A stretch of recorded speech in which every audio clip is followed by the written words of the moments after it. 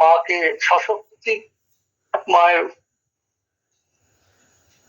উপাসনা করছেন তার লেখনীর মাধ্যমে। সেখানে মা লিখছেন, জয় মাতা শ্যামাসুতা জগৎ জননী রামকৃষ্ণ ভক্তি দাত্রী চৈতন্য বাহিনী। চেতন আমাদের চেতায়ন করতে বা চৈতন্য দান করতে মাকে আমাদের কাছে প্রার্থনা করছেন। স্বামীজি স্বয়ং স্বরচিত ঠাকুরের আরতিক স্তবে আমরা জানি, যেটা আরতিক স্তব আছে, ওম রিং ঋতম। এই ওম রিং, এই রিং বীজ মন্ত্রটাই হচ্ছে মাকে স্মরণ করাচ্ছে। ওম ঠাকুরের দিয়েছে দেখাচ্ছে, আর রিং রিং যেটা হচ্ছে সেটা হচ্ছে মাকে। এই রিং মন্ত্র সংযুক্ত করে দিয়েছে। আর অবদানন্দী তো মায়ের উপর রচনা করেছিলেন অপূর্ব স্তোত্র। আমরা যেটা মানে মঙ্গল শনিবার আমাদের এখানেও গীত হয়, প্রকৃতি পরমাম অভয়াং বরদাম। তো সেটি আমাদের অবদানন্দজি সেটি রচনা করেছিলেন। এখন যেটা মা তীর্থ করে কামারপুকুর, জয়রামবাটি এবং বিভিন্ন তীর্থ, কলকাতা রাজস্থান কয়েক বছর সুখ দুঃখে কাটবার পর তারই কৃপায় উদ্বোধনের বাটি নির্মিত হলে মা সন্তানদের একটা মহাভাবনা দূর করে।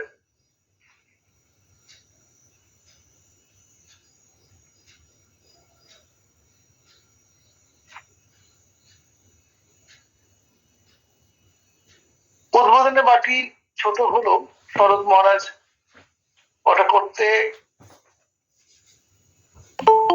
উনি লোন নিয়ে বিল্ডিংটা করেছিলেন, কিন্তু যা টাকা করেছিলেন তার চেয়ে বেশি খরচা হয়ে যায়।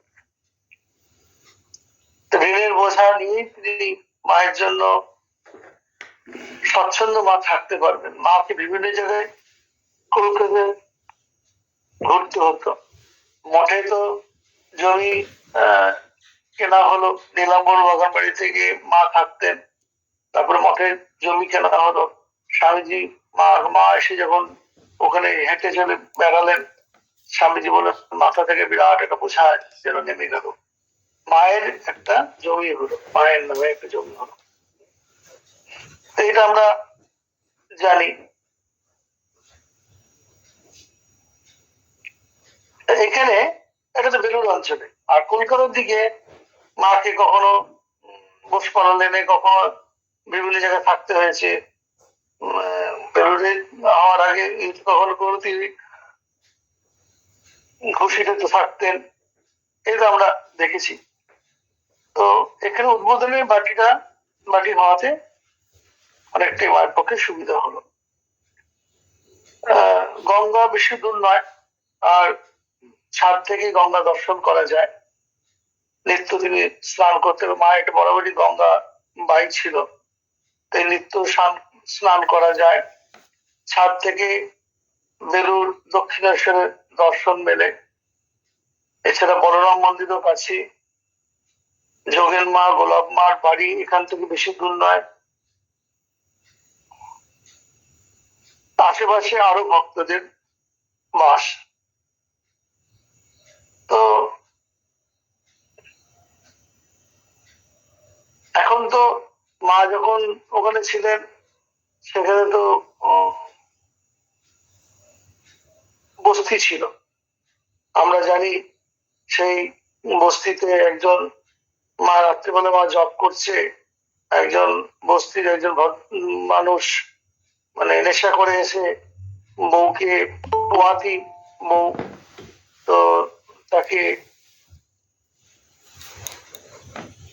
পোয়াতি ছিল, যাই হোক, তো তাকে মারধর করছে, লাঠি মেরেছে। তখন মা ওইখান থেকে উঠে এসে রেলিং ধরে চিৎকার করে বললেন, ওরে মিনসে, বউটাকে কি মেরে ফেলবি নাকি? এমন জোরে মা চিৎকার করলেন। মায়ের বাড়িতে যারা ছিল তারা সকলে অবাক হয়ে গেল যে মা এত জোরে চিৎকার করতে পারে বলে ভাবতে পারেনি। তো সেই এখন তো সেই অঞ্চলটা তারা সেই সব তাদেরকে অন্য জায়গায় শিফট করে দেয়। এখন যারা আপনি যারা বাগবাজারে যারা রিসেন্টলি গেছেন তাদের জন্য বা যারা যাননি তাদের জন্য বলছি, যারা গেছেন তারা দেখেছেন ওই অঞ্চল থেকে বস্তিদেরকে সরিয়ে দেওয়া হয়েছে, তাদেরকে নতুন জায়গায় বাড়ি করে দেওয়া হয়েছে, আমাদের মায়ের বাড়ি থেকেই করে দিয়েছে এবং ওই জায়গাটা পুরোটাই মিশন, এখন মিশনের অধীনে। আরো ওখানটা আরো সুন্দর বাগান টাগান হচ্ছে, এই আর কি।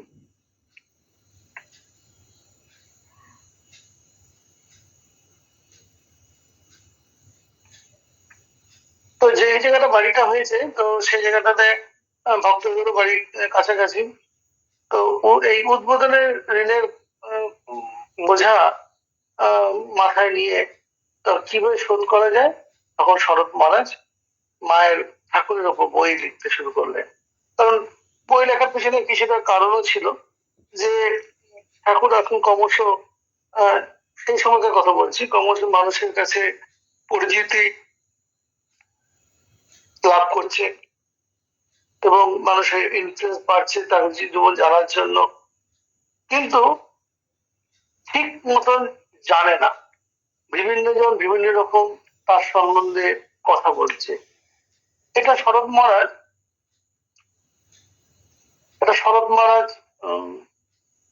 তার যুবক টিমের সঙ্গে, তার যুবক যে ভক্তবৃন্দ, যুবকদের দলের সঙ্গে তাকে ওনারা মহারাজকে খুব সমাদৃত করতেন। মহারাজের কাছে মহারাজের যেখানে বক্তৃতা একদম যুবকদের, ইয়াং ছেলেদের, বিশেষ করে বয়স্করা তো যাই, ইয়াং ছেলে মেয়েদের ওখানে, মেয়েদের তো অত ছেলেদের প্রচুর ইয়ে ছিল। এখন তো না মেয়েরা যায়, আগেকার তো ছিল না। তো এই যুবকদের খুবই সেখানে তারা অনুপ্রাণিত হতো এবং মহারাজের বক্তৃতায় ওরা পার্টিসিপেট করতো। তাই তাদের কাছ থেকে মহারাজ, এই অগ্রগামী যুবক দলের কাছ থেকে মহারাজ বিশেষভাবে পরিচয় পেয়েছিলেন যে ঠাকুরের সম্বন্ধে কিম্ভূত কিমাকার সব মানুষের ধারণা। তো অদ্ভুত অদ্ভুত আজগুবি সব গল্প মানুষের মুখে মুখে ফিরছে।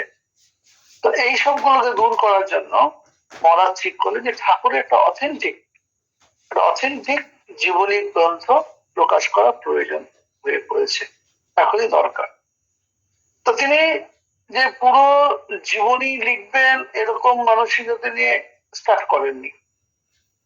সেই জন্য উনি যখন যে দিকটা ভেবেছেন, কখন হয়তো ভেবেছেন তার বাল্যকাল দিকটা লিখতে লিখেছেন, কখনো লিখছেন তার সাধনা দিকটা লিখছেন, কখনো লিখছেন গুরুভাবের পূর্বার্ধ উত্তরার্ধ, এইভাবে লিখছেন। যে পুরো জীবনী শুরু করে লিখবো এবং শেষ পর্যন্ত সেটা উনি ভাবেননি। যার ফলে ওই 1 জানুয়ারি পরে মহারাজের ঠাকুরের আর কিছু কথা উনি আর লিখে যেতে পারেননি। ওনাকে বলা হয়েছিল আপনি কমপ্লিট করুন, উনি বলছেন আমি আর সেই অনুপ্রেরণা আর পাচ্ছেন না ঠাকুরের কাছ থেকে। আর নয়, কল্পতরু মানে হচ্ছে যে গিরিশ ঘোষ কি বলছেন, ওরে ঠাকুর আজ আমাদের কল্পতরু হয়েছেন। কল্পতরু বৃক্ষ একটি আছে, সে কল্পতরু বৃক্ষ মানে ছেড়ে যেটা ইয়েতে আছে, স্বর্গরাজ্যে আছে, যে বৃক্ষের কাছে কিছু চাইলে পরে সঙ্গে সঙ্গে পাওয়া যায়, চিন্তা করার মতোই তিনি আমাদেরকে ইচ্ছা পূরণ করে দেন, সেই তাকে কল্পতরু বৃক্ষ বলা হচ্ছে। তো শ্রীরামকৃষ্ণ সেদিন অযাচিত ভাবে যার মধ্যে একটু সারবস্তু দেখেছেন তাদেরকেই তিনি স্পর্শ করে দিয়েছেন। আর স্পর্শ করার মধ্যে দিয়েই কেউ নৃত্য করছে, কেউ হাসছে, কেউ কাঁদছে, কেউ একদম ডুব হয়ে যাচ্ছে, মূল হয়ে যাচ্ছে, কারোর তো 2 দিন 3 দিন ধরে সেই ভাব কাটছে না। বাধ্যতম ঠাকুর কাছে এসে তারা বলছে যে আমার তো কি হলো, এই তো এলোকনাথ শ্যামলাল মশাই বলছেন যে যে ঠাকুর তুমি এটা নিয়ে নাও, আমার তো ব্যবসা তো বন্ধ হওয়ার উপক্রম, যা দেখছি সবই ব্রহ্ম দেখছে বা শ্রীরামকৃষ্ণময় দেখছেন, সবকিছুটাই দেখছেন, ঈশ্বরকে দেখছেন, কোনো কিছু কিছু কিছু করতে ইচ্ছে করছে না। তখন ঠাকুর, এই যে ঠাকুরের হাতে তো সবকিছুই, এরকম করে হাত বুড়িয়ে দিলেন, ঠাকুর তার কাছে চলে এলেন। তবে ও তখন স্বীকার করে নিয়েছিল, ঠাকুর যদি শপথ করে নিয়েছিল, তবে ঠাকুর যেদিন যে মুহূর্ত তোমাকে তোমাকে দেখবার ইচ্ছা হবে সেই সময় যেন তোমাকে দেখতে পাই, এটা করে নিয়েছে ঠাকুর, বলা করে নিয়েছিল। পরে করতে গেলে উনি আক্ষেপ করেছিলেন যে কেন যে বলেছিলাম তুমি এটা ফেরত দিয়ে নাও, হ্যাঁ এটা এই আর কি। তো যাই হোক, সেদিন থেকে সকলের জন্য মানে মুক্ত হস্ত হয়েছিল। সেই হিসেবে তাকে যেমন কল্পতরু বৃক্ষ যেমন সকলে যেমন মনোবাঞ্ছা পূর্ণ করেন, ঠাকুর সেদিন করছেন, তাই বলছেন ঠাকুর আজ আমাদের কল্পতরু হয়েছে। এই নয় যেটা গাছের তলায় বসেই আমাদের, আর সেদিন কি আম গাছের তলায় গিয়ে উনি, যেহেতু ওখানে ওইটাই রেস্ট রুম জায়গা ছিল, ভক্তরা ওখানে গিয়ে বসেছিলেন, গিরিশ ঘোষ, বাকি ইত্যাদি, বৈকুণ্ঠ সেনলাল, আরো যারা যারা সব ছিল, তারা সব ওইখানটা বসে, রবিবার ছিল ছুটির দিন, বা রবিবার যেমন 1 জানুয়ারি কি দিন ছিল জানে না, মনে নেই হতো, তো 1 জানুয়ারি ছুটির দিন, হ্যাঁ ওই দিন ওরা মতো করে, তো ওই দিন ওখানে বসে বিকালবেলায় ওখানে বসে তারা কথা বলছিল। ঠাকুরের সেদিন একটু ইচ্ছা বোধ হলো যে আজকে শরীরটা ভালো লাগছে, চলে নিচে একটু বেরিয়ে আসি, বলে লাটুকে ধরে নিচে নেমে এসছে। লাটুকে নেমে, তখনও ঠাকুরের অবস্থা অতটা জলশক্তিহীন হয়নি, কারণ তো উনি তো ট্রিটমেন্ট চলছিল শ্যামপুকুর বাড়িতে, তারপরে ওখান থেকে তার কয়েকদিন আগে 8 দিন আগে উনি এসেছেন ইয়ে থেকে, শ্যামপুকুর বাড়ি থেকে এসেছেন। তো সুতরাং ঠাকুর আজকে একটু শরীরটা ভালো লাগবোধ করছিল, তাই তাই নামলেন। আর যেহেতু ঠাকুরের শরীর ভালো থাকতো না বলে বিশ্রামত করে রোদে দেওয়া যেত না, তো ঠাকুরের ত্যাগী সন্তানরা কি ছিলেন, ঠাকুরের ঘর দোর পরিষ্কার টরিষ্কার করতে ব্যস্ত ছিলেন, জিনিসপত্র সমস্ত রোদে দিচ্ছিলেন, চাদর বিশ্রাম, সেরকম ওরা কেউ সেখানে ছিল না, এই গৃহস্থ ভক্তরাই ছিল। তো সেই জন্যই যে কল্পতরু বন হচ্ছে এটাই। তো এই সেই জন্য যে একটা গাছকে ঠাওর করি এবং সে যে আম গাছ খুঁজতে হবে এরকম কিছু না, যেহেতু ওই আম গাছের তলায় বসেছিল, ঠাকুর ওখান থেকে ঘর থেকে ওখানে এসেছিলেন এবং ওখানে ওদেরকে বলেছিলেন, যে গিরিশকে বলেছিলেন যে তুমি আমার সম্বন্ধে, কারণ ওই অবতার ঠাকুর যে অবতার সে তো কথা বলে বেড়াচ্ছেন, অথচ গিরিশ তো আগে কি ছিলেন ঠাকুর ভালো মতোই জানেন। তখন বলছে তুমি আমার অবতার তত্ত্ব সম্বন্ধে কি বুঝেছো যে তুমি এত সব বলে বেড়াচ্ছ। তখন গিরিশ নত জানু হয়ে ঠাকুরকে বললেন যে ব্যাস, বাল্মীকি, যার যাদের কথা বলে ইহত্য করতে পারে, ব্যাস মানে তাহলে কি, ব্যাস হচ্ছেন কৃষ্ণ, বাল্মীকি হচ্ছে রামচন্দ্র, অর্থাৎ রাম ও কৃষ্ণ সেই একই রামকৃষ্ণই, সেই যে রাম যে কৃষ্ণ সেই একাধারে রামকৃষ্ণ রূপে এসেছে, ঠাকুর নিজেই স্বয়ং বলছেন। ওই ব্যাস বাল্মীকি যাদের কথা বলে, যার কথা বলে ইহত্যা মানে শেষ করতে পারেননি, হ্যাঁ তখন বলেই চলেছে। সুখদেব অত বড় ভাগবত, শ্রীমদ ভাগবত লিখলেন, তো যার কথা বলে শেষ করতে পারেননি, আমি আর এর কি বেশি বলবো। তখন ঠাকুর গিরিশের এই উত্তরে অত্যন্ত প্রীত হয়ে খুশি হয়ে বললেন, আমি আর কি বলি, তোমাদেরকে আশীর্বাদ করি তোমাদের চৈতন্য হোক, তা তোমাদের মধ্যে যে যে চিৎ শক্তিটা আছে সেটা উন্মোচন হোক, সেটা জাগ্রত হোক, সেটা উন্মুক্ত, যেটা মানে তোমার যে স্বরূপটা তুই তোমার মধ্যে জাগুক। আমরা আমাদের স্বরূপটাকে ভুলে গেছি, আমরা যে সেই ব্রহ্ম থেকেই আমরা সৃষ্টি, সেই আমাদের যে প্রকৃত সচ্চিদানন্দ, যে আমাদের যে স্বরূপ, সেটা আমরা এই সংসারে বিভিন্ন রকম কর্মের জালে, মায়া মমতা এই সমস্ত বলে, এই সমস্ত বিভিন্ন বিভিন্ন বিষয় বস্তুর মধ্যে ডুবে থেকে আমরা আমাদের স্বরূপটা ভুলে গেছি। সেই জন্য ওই স্বরূপটা তোমাদের অ্যাটলিস্ট কিছু নাও, ওটা তোমাদের প্রকাশিত হোক বলে ঠাকুর যে এসছে, একজন না দুজনকে ঠাকুর সেদিন ছুঁয়ে, ওদের সময় আছে, বাকি আছে, বাকি সকলকে তিনি স্পর্শ করেছিলেন। হ্যাঁ, তো ওইটা তাদের তখন তাদের নিজের নিজের স্বরূপটা তারা দর্শন করেছে, এইটাই আর কি। তো সেটাই তখন সেখানে কাউকে তিনি আর বিচার করেননি যে হবে ওই বিচার বলতে ওই একটা খুবই মানে বলছে না মলয় হাওয়ায় বইছে শুধু বাঁশ আর কলা গাছ হবে না, তো এরকম বাঁশ কলা গাছের মধ্যে এক দুজন হয়তো ছিল, সেটা ঠাকুর তাদেরকে স্পর্শ করে, বাকি তাদেরকে ছুঁয়ে দিয়েছিলেন। তখন তাদের বিভিন্ন দর্শন হয়েছিল। হ্যাঁ, সেই জন্য হরিদাস বলছেন যে আজ আমাদের ঠাকুর কল্পতরু হয়েছেন বলে মোটো মোটো ফুল ঠাকুরের চরণে নিবেদন করছে, সবাই আয় অজ্ঞে কোথায় আছি ছুটে আয় বলছে, আসতে বলছে আজকে। এইটাকে মনে কথা। তবে শ্রীরামকৃষ্ণদেব সেরকমই কল্পতরু যে আমরা যা চাইবো তিনি সেটাই দিয়ে দেবেন তা নয়, আমার যেটা পেলে আমার মঙ্গল হবে তিনি সেটাই করবেন। সুতরাং চাওয়ার দরকার নেই, ঠাকুরের সঙ্গে আমাদের তাদের সম্বন্ধটা ভালো যে ঠিক ঠিক গড়ে উঠতে পারে, অর্থাৎ যেন ঠাকুর আমি যেন ঠাকুরকে মন প্রাণ দিয়ে ভালোবাসতে পারি, এবং তাছাড়া আমি আর অন্য কিছু চাই না। মানে সবকিছু কর্ম তো সংসারের কাছে করতে হবে, কিন্তু সকলে ঠাকুরকেই যদি সকলের মধ্যে আমরা ঠাকুর উনি আছেন, সুতরাং তার সঙ্গে আমার সেরকম ব্যবহার করতে পারবে, আমি সেটা কারোর সঙ্গে খারাপ ব্যবহার করবো না, কারণ ঠাকুরের মধ্যে আছে। এই এই বোধ যদি আমরা করতে থাকি তাহলে ঠাকুর তখন আমার সেরকম ঠাকুর তখন আমাদেরকে ভালোবাসবে, তখন আমার যা প্রয়োজন তিনি তখন মিটিয়ে দেবেন। তো সেইটাকে আমাদের জাতি যত আমরা যত করতে উঠতে পারবো, যে তখন এটা হলে কি হবে, কে কাকে হিংসা করবে, কে কাকে দেশ করবে, কে কার প্রতি অভিমান করবে, কারণ আমি তো সকলের মধ্যে ঠাকুরকে পাচ্ছি। তখন দেখা যাবে যে আমার মধ্যে যে আছে, মা বলছেন না যে দুর্বাগদের মধ্যে যে আছে আর অন্যদের মধ্যেও সে একই আছে, সকলের মধ্যেই সেই একই নারায়ণ বিরাজ করছে, তখন আমাদের ঠিক ঠিক ভালো।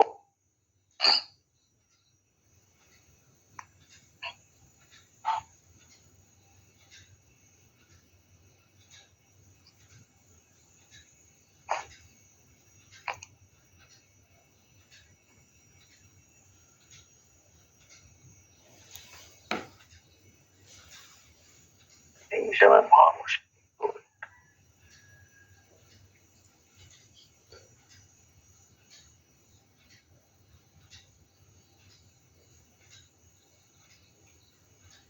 হ্যালো, এই একটা ফোন এসে গেল মানুষ।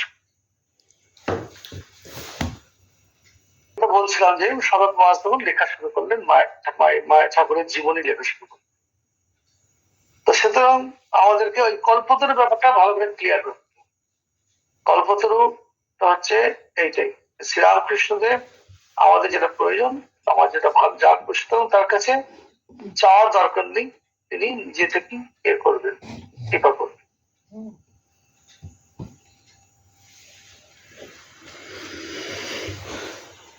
ইহার প্রতিকারের কথা একটু পড়ি, যে পূজনীয় শরৎমালার নানা শ্রেণীর লোকে বিশেষত অগ্রগামী যুবকদের সঙ্গে বিশেষভাবে পরিচিত থাকায় তার কিছুই অজ্ঞাত ছিল না, এবং ইহার প্রতিকারের কথা ভেবেছিলেন বলে বুঝতে পারা যায়। মায়ের বই ঋণস্রোতের কথা চিন্তা করতে গিয়ে তিনি শ্রী ঠাকুরের ব্যাখ্যামূলক জীবনী গ্রন্থ শ্রী শ্রী রামকৃষ্ণ লীলা প্রসঙ্গ লিখতে আরম্ভ করলেন। লেখার প্রারম্ভ থেকে বুঝতে পারা যায় প্রথমে তার সম্পূর্ণ, এগুলো আমি অলরেডি আলোচনা করলাম যে সে করবেন বলে ঠিক করে ভাবেননি, কিন্তু যতই তিনি জনসাধারণের অত্যন্ত যদিও ওটি সাধু ভাষায় লেখা, কিন্তু তখনকার দিনে তো সাধু ভাষায় মানুষ কথা বলতো, সুতরাং তাদের পক্ষে কোনো কঠিন ছিল না। এখনকার মানুষ সাধু ভাষায় বলতে পারে না, তখন যে মানুষ সাধু ভাষায় কথা বলতো, তাই অতীব হৃদয়গ্রাহী মানে এলিট সমাজে বলছি, আমি বলবো গ্রামের লোকের বলতো তা না, তো এলিট সমাজে ওইটাই হতো। আবার রবীন্দ্রনাথের যেমন ছিল খেলুম গেলুম, এই লুম দিয়ে কথা বলতেন এরকম হয়। তো হৃদয়গ্রাহী আদরণী হওয়ায় ক্রমশ প্রায় সমগ্র জীবনটাই তার লেখা হয়ে গেল। গ্রন্থের বহুল বিক্রয়ে বাটি নির্মাণের জন্য যা ঋণ দেওয়া হয়েছিল সেটা শোধ হলো। সর্বোপরি শ্রী ঠাকুরের লীলা রহস্য, জীব জগৎ ঈশ্বরের স্বরূপ তত্ত্ব, সাধ্য সাধনার প্রণালী, আপনার প্রত্যেকেই লীলা প্রসঙ্গ দুটি খণ্ডে আছে, আর পারলে কিনে নিন, ধীরে ধীরে পড়বার চেষ্টা করবেন, দেখবেন শরৎমোহন ঠাকুরের জীবনী এত ডিটেলস, কোনো খানে কোনো তিনি গ্যাপ রাখেননি। অন্যান্য অবতার পুরুষের জীবনীতে এই তাদের সাধন অবস্থাটা খুব বেশি পাওয়া যায় না।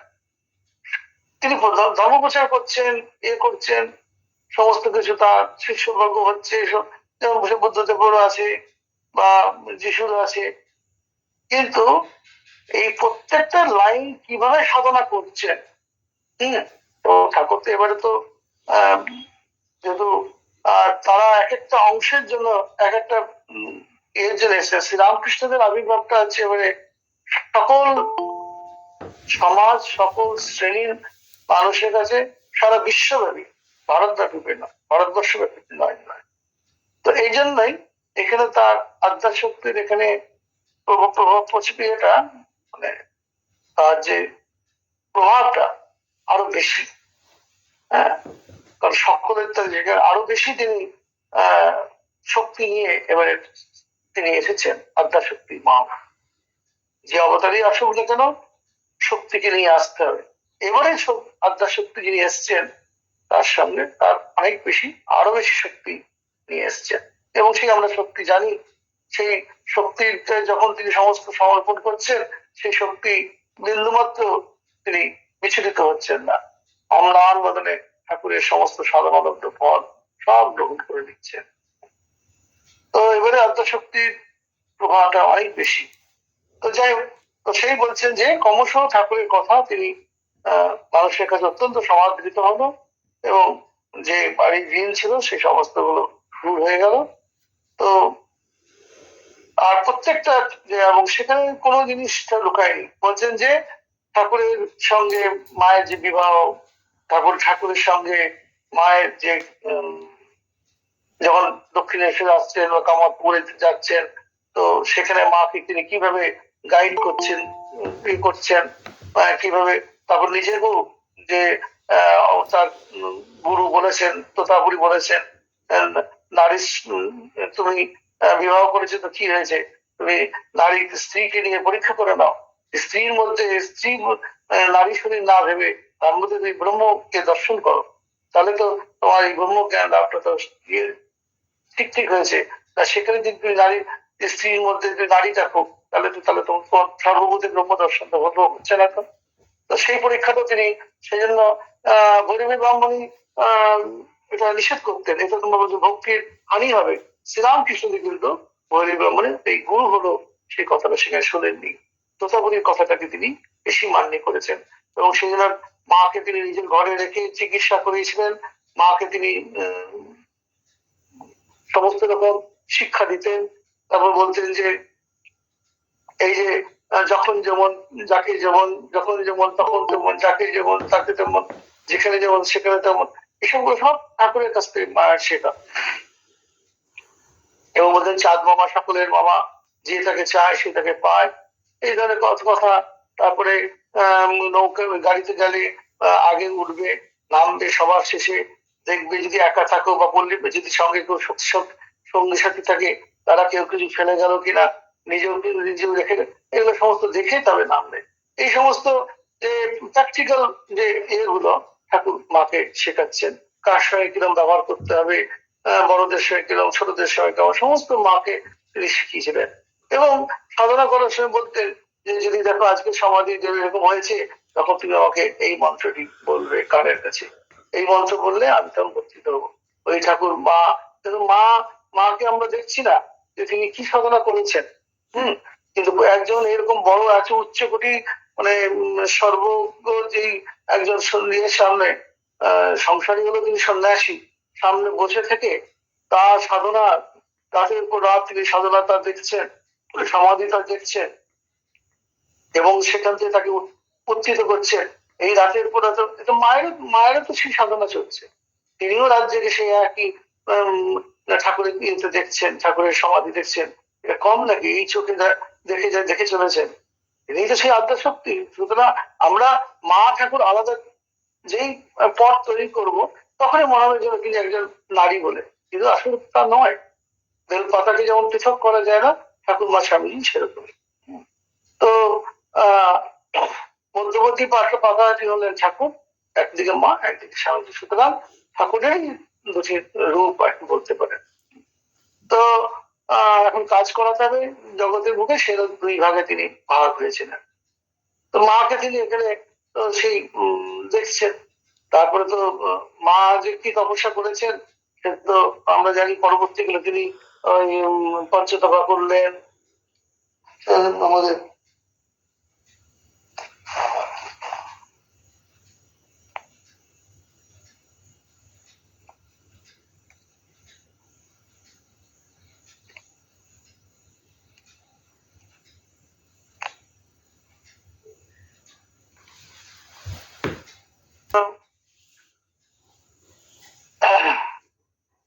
আজ কি যেন ফোন ছিল, ওই মাকে তিনি সাধন করতে দেখেছেন। তো সেই মাকে তিনি একদিন মা শুয়ে আছেন, ঠাকুর মনকে বলছেন এই সবগুলো সমস্ত কিন্তু শরৎ লিখেছেন। উনি বলছেন আমি কোনো, এই কথাটাই বলার জন্য বলছি, আমি কোনো কিছু লুকাবো না, পাঠক তার নিজের বিদ্যা বুদ্ধি যা আছে সেভাবে সেভাবে সে বুঝে নেবে। আমাদের ঠাকুরের যা লীলা আছে আমরা পরিষ্কার সব পুঙ্খানুপুঙ্খভাবে সমস্ত তিনি বর্ণনা করেছেন। একদম এখান থেকে আমরা জানতে পারছি যে বলছেন যে নিজেকে বলছেন, পরবর্তীকালে তিনি বলেছেন, সেই জন্য শরৎ জেনেছেন যে মন এই হচ্ছে নারীশ্বরী, সারা জগৎ এর তারা লালায়িত। তুমি কি চাও ভাবের ঘরে চুরি? যদি গ্রহণ করতে চাও এখনই গ্রহণ করো। তাহলে কিন্তু তাহলে এই বলে বলছেন হাত অগ্রসর হচ্ছে। তারপরে মন এমন বিদ্যুৎ থেকে মন ঊর্ধ্ব থেকে ঊর্ধ্বলোকে ধাবিত হলো, সেদিনের সমাধি ভাঙতে তারপরে বহু দিন লেগেছে। তখন নিজেই বলেছে যে যার হাত ঈশ্বরে ধরে থাকে, যদি সে চেষ্টা করে মানে তার যদি মানে অন্য পথে যেতে বা পদস্খলন যদি হওয়ার দিকে থাকে, তিনি কখনোই হতে দেবেন না।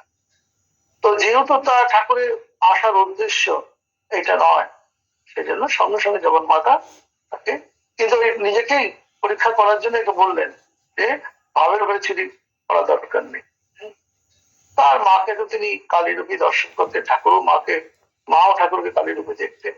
আর এগুলো তো তাদের, কিন্তু এগুলো জগৎকে শিক্ষা দেওয়ার জন্য তিনি শিখিয়েছিলেন।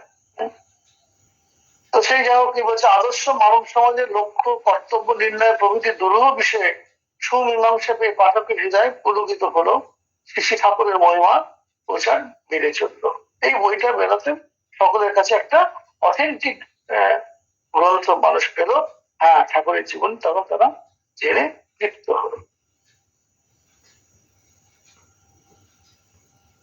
মহারাজ বলছেন মা তুমি কিভাবে কি করো কে বুঝিবে। উদ্বোধন কার্যালয় শ্রী মায়ের বাটি নামে সুপরিচিত শ্রী মাতা ঠাকুরের অবস্থানের জন্য সেখানে বিচিত্র সমাবেশ। মঠ, মন্দির, পুস্তকালয়, সন্ন্যাস আশ্রম, মানবস্ত্র আশ্রম, গৃহস্থ আশ্রম, ব্রহ্মচর্য আশ্রম, আবার পুরুষ মঠ, স্ত্রী মঠ একত্রে, ছোট বাড়ি, প্রধান কর্মকর্তা বুঝিল শরৎ মহারাজ একতলায় একটি ছোট ঘরে বসে নিবিষ্ট মনে কত যে কাজ করেন তার ইয়ত্ত নেই। তার মধ্যে সতর্ক দৃষ্টি কে আসে কে কি করে, নতুন আগন্তুক দেখলেই মিষ্টির সাথে জিজ্ঞাসাবাদ করেন, প্রশ্নের সন্তোষযোগ্য জবাব দেন, মা দর্শনার্থী কৃপা পাত্রীদের যথাবিধ ব্যবস্থা করে দেন। আরো কত লোক কত কাজে আছে। সদা সর্বদা রামকৃষ্ণ মিশনের কর্ণধার সেক্রেটারি, তিনি এইখানেই বসে দুনিয়ার বহু ঝঞ্ঝাট মেটান, আলীলা প্রসঙ্গ লেখেন। স্থিতপ্রজ্ঞ বলতে গেলে যা হয় মহারাজের জীবনটা সেরকম ছিল। মহারাজকে কোনো কিছুতেই মহারাজকে বিচিত্র করতে পারত না। মহারাজ এরকম নিজের জীবনকে এভাবে গঠন করেছিলেন। তাই তো মা বলছে শরৎ হচ্ছে আমার বাসন্তী, যেখানে জল পড়ে সেখানেই ছাতাটি ধরছে। যদি শরৎ কোথাও বলে মা আমি অমুক জায়গায় যাবো, বলি আগে বাবা রসু, আগে আমাকে জলাম্বাটিতে দিয়ে এসো, তারপর তুমি জেগে বসে যাও। আমার ঝক্কি কি শরৎ ছাড়া কেউ কেউ নিতে পারবে না। হ্যাঁ, এবং কি রাজা মহারাজ বলুন, প্রেমানন্দ বলুন, কেউই পারবে না। মা নিজেই বলছে শরৎ আলাদা। মায়ের জমি জমা ভাগ হচ্ছে, সেখানে শরৎ মহারাজ গিয়ে উপস্থিত হচ্ছেন। যে কোনো জায়গায় যে কোনো কাজে দাদুর গিয়ে শরৎ মহারাজ সেখানে দাঁড়িয়ে থেকে বিয়ে দিচ্ছে। যা মন মতো ফ্যামিলি যা চাইছে তাই দুয়াকে দিয়ে দিচ্ছে। তো এগুলো হচ্ছে শরৎ মহারাজের একটা বিশেষ দিক। মা সেবার উপর খুব নির্ভর করতেন, প্রচুর নির্ভর করতেন। অথচ আবার কখনো তার সঙ্গে নিজের মুক্তি খুলতেন না। তাই শরৎ মহারাজের একটা বিরাট অভিমান ছিল, আমি যেন মায়ের ভাসুর। হ্যাঁ, আমি যেন মায়ের ভাসুর, মা কখনোই আমাকে দেখতে পাই না। কিন্তু এই মর কষ্টটা তার দূর হয়েছিল যখন তিনি শেষ সময় তার সরাসরি যখন জ্বলছে বলে ছেলে শরৎকে ডাকো। শরৎ যখন এলো বা যে জ্বলে গেল, শরৎ মায়ের সঙ্গে সঙ্গে নিজের জামা খুলে পিঠটা মায়ের কাছে ধরে ধরলেন। মা সেখানে হাতটা দিয়ে তখন তো মায়ের ঘটের ঘুমটা হাত দিয়ে নিজের অন্তরে জ্বালা, এই যে শরৎকে নিজের নিজের নিজের রূপ দেখার দর্শন দিলেন। হ্যাঁ, আর তাকে সেবা, তার সেবা তাকে দিয়ে সেবা করে নিচ্ছেন। তো বলছে ওই একটি ঘরের মধ্যে মঠ আছে, মন্দির আছে, পুস্তকালয় আছে, সন্ন্যাসীরা থাকছেন, আসছেন, বানপ্রস্থ আশ্রম, গৃহস্থ আশ্রম, ব্রহ্মচর্য বাস করছে, বড়দা মহারাজ সব থাকছে, স্ত্রী মধ্যে মহিলা মেয়েরাও আছে। সব যেন ওখানে সব মাকে কেন্দ্র করে সব যেন ওখানে জমায়েত হয়েছে। আর শরৎ মহারাজ সমস্ত কিছু ঝড় ঝড় এই সমস্ত কিছু তিনি সামাল দিচ্ছেন। যারা আগন্তুক আসছে সেগুলো তার নজরে আছে। ওই ঘরটা এখনো আছে, ওই ঘরটাতে এখনো এখন বাগবাজারের মঠে যিনি অধ্যক্ষ, ওই ঘরে বসে তিনি ভক্তদের প্রণামাদি গ্রহণ করেন। ওই ঘরটিতে বসে, এই ঘরটাতে শরৎ মহারাজ বসতেন, এখনো ওই ঘরটি আছে। ঢুকেই মেন মায়ের মন্দিরে যে গেট দিয়ে ঢোকা হয়, ঢুকলে সামনে তো মায়ের বড় ছবিটা দেখতে পাওয়া যায়, আলো জ্বলছে। আর তার বাঁ পাশে যে প্রথম ঘরটা সেটি হচ্ছে শরৎ মহারাজের ঘর।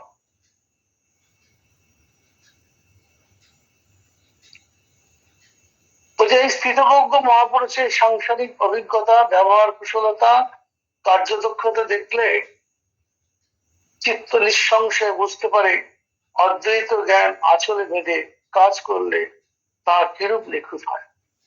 সকল অদ্বৈত বুদ্ধি, সকলের মধ্যে সেই এক অদ্বৈত জ্ঞান আচলে মানে কি, সকলের মধ্যে সেই এক ব্রহ্ম দর্শন করছেন। অদ্বৈত মানে হচ্ছে যে সকলের মধ্যে তিনি ওই বোধটা তার হয়ে গেছে, বোধ হয়ে গেছে যে সকলেই ব্রহ্ম, অর্থাৎ সকলের মধ্যে নারায়ণ দর্শন করছেন। সকলকে তিনি সেই জন্য সেভাবে তার সঙ্গে বিচার করছে, আচার আচরণ করছেন। বলছে সে অদ্বৈত জ্ঞান কি আচরণে বেঁধে কাজ করলে তার কত নিখুঁত হয়। উদ্ভবের মায়ের বাড়ি তারই সেবার জন্য সকলেই উদ্গ্রীব সেখানে, কিন্তু মার সেবার জন্য সেবার প্রয়োজন অত্যল্প, বরং তিনি এখানকার দৈনন্দিন কাজে যথাসাধ্য সহায়তা করেন। কারণ মা তো বসে থাকার মানুষ নয়। হ্যাঁ, মা নিজে সমস্ত বহু কাজ করতে, পুজো করা থেকে শুরু করে, পাঁচ হাজার থেকে শুরু করে, প্রসাদ দেওয়া থেকে শুরু করে, ছেলেরা কে কি খেতে ভালোবাসে সেগুলো ব্যবস্থা করা, তারপরে কে কি কত যে কে কটা কাপড় তার লাগবে, যার বেশি লাগে তাকে বেশি দিচ্ছে, যার পান যে পান ভালোবাসে বেশি তাকে একের অধিক পান দিচ্ছে। এগুলো সমস্ত মায়ের নজরে আছে। এবং মা বলে দিতে পারতেন, যে রাধুনি ছিল, রাধুনি তাকে বলে দিত যে আজকে এত লোক এসছে, এর জন্য তোমাকে এত চাল নাও, এত ইয়ে করতে হবে। মা যেমনটি বলে দিতেন ঠিক তেমন পরিমাণই সেদিন হতো, এবং সব নিখুঁত হয়ে হতো। মায়ের এরকমই একটা স্পেশাল পাওয়ার ছিল যে তিনি বিচার ইয়ে করে বলে দিতে পারতেন। আর তারপরে ছেলেরা মায়ের না খাওয়া হলে ছেলে খাবে না, আবার মায়ের পল্লীবেলা আর জলদি খাওয়া অভ্যাস নেই, তাই তিনি কি করতেন, একটা পন্থা করলেন। ওই প্রসাদ থেকে কিছুটা একটু নিয়ে তিনি একটু মুখে ঠেকে নিলেন, নিয়ে মহাপ্রভুটাকে নিয়ে ছেলেদেরকে পাঠিয়ে দিতেন। ছেলেরা তখন খেলে, তারপর খেতে বসলো, তখন মাও তখন খেতে বসলো। তো বলছেন শেষে তিনি কি বলছেন যে তার সেবা প্রয়োজন অত্যল্প, বরং তিনি এখানকার দৈনন্দিন কাজে যথাসাধ্য করতেন। কি করতেন সেটা বলছেন, ঠাকুরের সেবা পূজা, ছেলেদের প্রসাদ দেওয়া, পান সাজা, এগুলো তার কাজ ছিল। কাজ করতে তিনি ভালোবাসেন। বলেন যে কোথাও কাজ না করে থাকলে সেটি পরের বাড়ি হয়ে যায়। দেখুন, যে আমরা কারোর বাড়িতে যাবো, আবার যেসে করতে গেলে মুশকিল আছে, আজকালকে দিনে মুশকিল আছে, যে তাকে জিজ্ঞেস করে করলেই ভালো। তাহলে বিভিন্ন রকম যে এখানে এসে এসে আজকাল সেরকম সরলতা জিনিসটা কমে যাচ্ছে, তো সেটাই মুশকিল হচ্ছে। সেই জন্য জিজ্ঞেস করে আমি একটু সাহায্য করতে পারি, যদি বল হ্যাঁ করো, এই আর কি।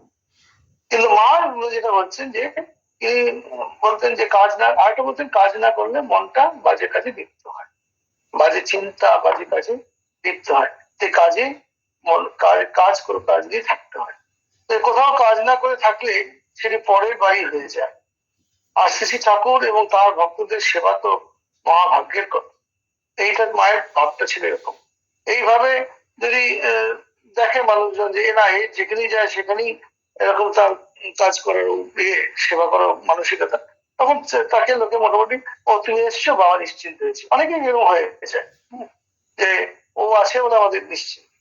ওই অপরদিকে মায়ের উপর, এখন আমাদের যেমন মঠ পিসে যেমন বিভিন্ন রকম অনুষ্ঠান হয়, কিছু কিছু মহারাজ আছে তারা সেখানে যেমন বিভিন্ন আশ্রমে এই কোনো উৎসব হবে বা ঠাকুর মন্দির প্রতিষ্ঠা হবে বা কিছু হবে, ওই মহারাজ অন্য জায়গাতে এলেন, ওকে দায়িত্ব দিয়ে দিল সেখানকার অধ্যক্ষ মহারাজ, তুমি ভান্ডারটা দেখো, এই এরকম সাধুদের সেবা করবে, যে ও আছে ও ঠিক করে নেবে, ও করে নিয়েছে। যেমন আমাকেই যেমন গঙ্গিতে যেতে হতো, 16 বছর ধরে আমি ওখানে দুর্গা ভান্ডার সামাল দিয়েছি। আমার জানে পরে পাকিস্তান মাঝ বলতেন যে ও তুমি এসে গেছো, ব্যাস এবার মা এসে যাবে। ওই একটা ওনার বিশ্বাস যে সোমেন এসে গেছে, আর এবারে সব দায়িত্ব নিয়ে নেবে। তো এরকম ওই অনেকে এরকম হয়ে ওঠে। অপরদিকে মায়ের উপর সকলের দাবি দেওয়া, নিত্য কত অভিযোগ মেটাতে হয়। বহু তাপিত হৃদয়কে শীতল করেন, নানাভাবে স্নেহ কৃপা বর্ষণ করেন।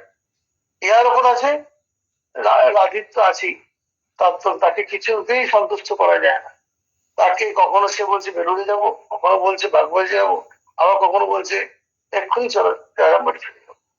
তো যা বলতো মা তাই করতো।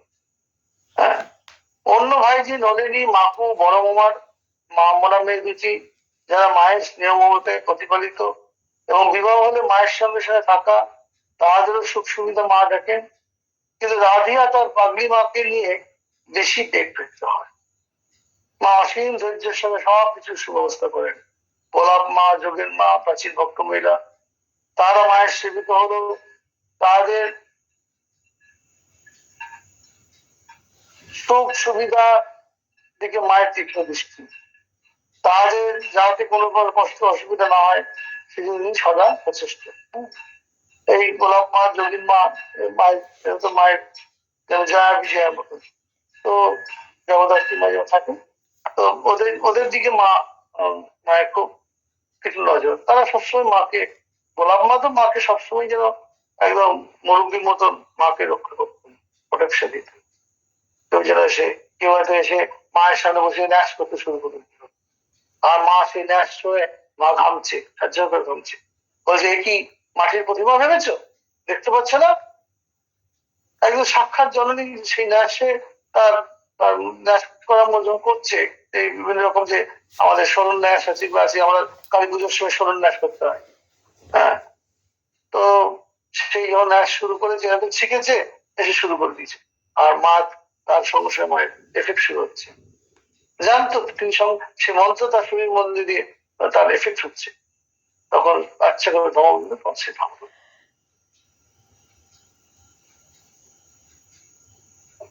ওই আর এরকমই একটা ঘটনা ঘটেছিল কাশিতে।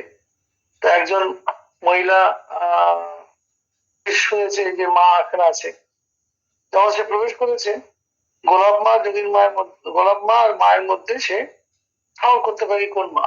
তো গোলাপ মাকে দেখে শুনে বেশ বস্তু দেখে বলেছে যে ইনি ওদের মা হবেন, বলে তাকে গিয়ে প্রণাম করছে। তখন বলছে আরে আমি না ওই ওই মাকে দেখাচ্ছে। মা তো দেখুন ওই প্রথম ইয়েতেই মা বেশ রসিক ছিলেন, প্রথম দুদিন বেশ বুঝে গিয়ে ওই রসটাকে মানে ভালো করে আস্বাদন করা যাবে। বলছে না না ও ঠিকই করেছে, ওই হচ্ছে এ, তুমি ওর কাছেই যাও।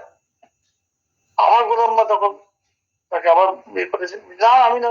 এরকম কয়েকবার হওয়াতে বেশ আসরটা যখন জমে তখন গোলাম্মা আচ্ছা করে ঝাঁঝিয়ে উঠেছে, তোমার কি দৃষ্টি নেই, মানুষের মুখ আর দেবতার মুখ কি এক হয়? এই মুখটা দেখে বুঝতে পারছে না? তো সে এই গোলাম্মাকে ওই রকম মাকে সবসময় রক্ষা করতেন বিভিন্ন জায়গায়, গোলাপকে নিয়ে মারছে। উদ্বোধনী সন্ন্যাসী ব্রহ্মচারীগণ বিভিন্ন প্রকৃতি, কিন্তু সকলেরই মায়ের সন্তান, মায়ের স্নেহের সমান অধিকার, তাদের সকলেরই খাওয়া পড়ার সুখ সুবিধার জন্য মা চিন্তিত। এই বিষয়ে একটি ঘটনার কথা মনে পড়ে। উদ্বোধনে ডাক্তার মহারাজ পূর্ণানন্দজি রাত্রে কোনো কোন দিন খাবারের পংক্তি, এটা খুব খুব মজা, যে খাবারের পংক্তিটা ঠিক সময় আসে না, যিনি ভান্ডারী মহারাজ সেটা রেগে যায়, তো তাই তাকে বকুনি বকুনি দেয়, গঞ্জনা ভোগ করে। একদিন খুব বেশি দেরি হওয়াতে, সেদিন গঞ্জনা খুব বেশি হলে দেখে মা তাকে আলাদা আলাদা ডেকে নিয়ে গেলেন। বলছেন যে জিজ্ঞাসা করলেন কারণ কি? তুমি এত দেরি করো কেন? প্রতিদিন তোমাকে ন্যাচারালি একটা রান্নাঘরে ডিস্টার্ব হয়ে যাচ্ছে, টাইমিং না বন্ধ করে আবার রামকৃষ্ণ মঠকৃষ্ণ তখন জানেন সময়টাকে কতটাই তারা মানিয়ে দিয়ে চলে। তো তো মা তখন আলাদা ডেকে বলছে, বলছে যে আমি তখন সে কাঁদছে, কাঁদতে কাঁদতে গেলে বলছে, মা তো চোখে জল মুছে বলছেন যে, বলছে রাজা মহারাজ বলেছেন যে নিত্য 10,000 জপ করতে হবে, আর 10,000 জপ করতে করতে যদি মাঝপথে যদি এই হারিয়ে যায়, আবার নতুন করে শুরু করতে হবে, কারণ জল খেয়ে কেটে গেলে বলে ওটা রাক্ষসে খেয়ে নেয়। তো আবার প্রথম থেকে শুরু করে পুনরায় জপ করতে হয়, তারপরে সংখ্যা ভুল হলেই তখন বলে যে রাক্ষসে খেয়ে ফেলবে, সেই জন্য খুব ইয়ে করে করছেন। কিন্তু এক টানা না করলে তো ছেড়ে দিলে পরে আবার তো তাকে এসে প্রথম দিয়ে শুরু করতে হবে। মা এই কথা শুনে হেসে ফেললেন, বলছে যে মা রাক্ষসে খাওয়ার কথা শুনে হেসে উঠলেন, বললেন বাবা তোমরা ছেলে মানুষ, চঞ্চল মন, একাগ্র চিত্ত হয়ে জব করার জন্য রাখাল এর বলেছে, রাখাল মনে বলেছেন যে তাদের যেন একাগ্রতা বাড়ে, সেই জন্য বলতেন এক টানা করবে। হ্যাঁ, তো মা দিয়ে বলে তাকে বলে দিলেন যে তোমাদের একাগ্র চিত্ত হওয়ার জন্য তিনি কথা বলেছেন, কোন রাক্ষস চামচ কিছু খাবে না, তুমি তুমি তুমি যেখানে শেষ হবে ঘন্টা পরে তুই এসে খেয়ে নেবে, তারপর আবার বাকিটা করবে। বলছেন যে আমি বলছি খাবার ঘন্টা বাজলেই তুমি ঠিক সময় চলে এসে খাবে, জপের সংখ্যা পূর্ণ না হলো দোষ নেই, পরে আবার সুবিধা মতো জপ করো। মায়ের ভরসা পেয়ে সন্তান নির্ভয় হলো, যথাসময় কেটে আসছে, ব্যাস প্রবলেম সলভ, মা ক্লিয়ার করে দেবে।